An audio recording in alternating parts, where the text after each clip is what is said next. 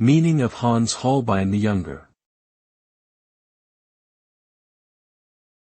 Hans Holbein the Younger. Hans Holbein the Younger. Hans Holbein the Younger.